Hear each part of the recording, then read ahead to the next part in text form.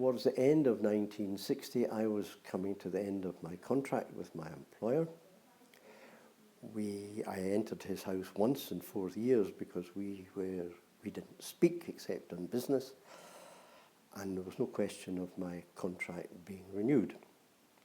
We had always hoped, against hope, that we would settle in Malawi, and we had plans for our children and all that sort of thing. But it was not to be. We were going back. And about 2 weeks, maybe 3 weeks before we left, I got a call in the office and said, Dr Banda wants you to come and see him now. He doesn't say it that way, he says, now, now, now. I had never met Dr Banda. Despite all our involvement, he was the boss. I never go up and speak to him, he was far too important. So I had never spoken to him, and he was this, I had to go and see him. So I went away along and I met him in his house. And the first thing he said, look, I've seen you at all my meetings. People speak, they mention your name now and again. Why have you never come to speak to me? You've never spoken to me in life. And I said, I'm sorry, I'm Scottish. That is not how we do things. And you should know, you're as much a Scot almost as I am. I said, if you want me as the leader, I'll come and see you. But there's no way I was going forward and pushing myself to come and see you. I'm here, can I help? And he said, well, as you know, we are going to have elections next year.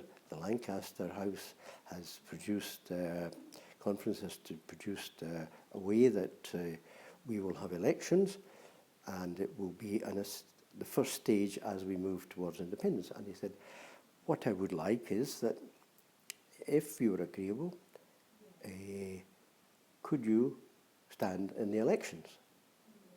And you'll have my support. And I said, well, thank you, that's a tremendous privilege, and certainly a very exciting thing for someone at my age and in a developing African country.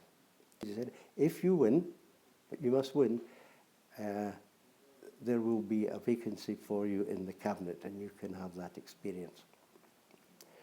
And initially he said, why not stand against your boss, who was standing in Blantyre? And I said, I've no problem with that. I said, but I came here to win, to be able to do this, and that seat has virtually only Europeans. Now, no European, apart from some missionaries, would ever vote for me. They wouldn't look at me. We've been ostracized for years from the European sort of society. There's no way I could do that. So if you want me to go in and do it, I will lose, and badly, and the object of your exercise in getting me back has gone.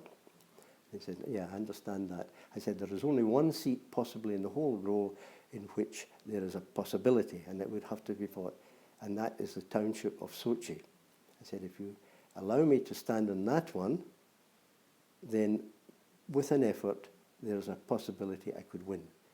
Because the electorate were a third African, a third Asian, and a third European. And I said, I'll get the African seats, the votes, no, that's not a problem. And I'll get none of the European votes except maybe an odd missionary or somebody. I'll get none of them. But I said, the Asian vote is flexible, and if it's done properly, I think I could maybe persuade more than half of them, that's the aim, more than half of them, to vote for your independence. The other half, they would still want to be under the federal government.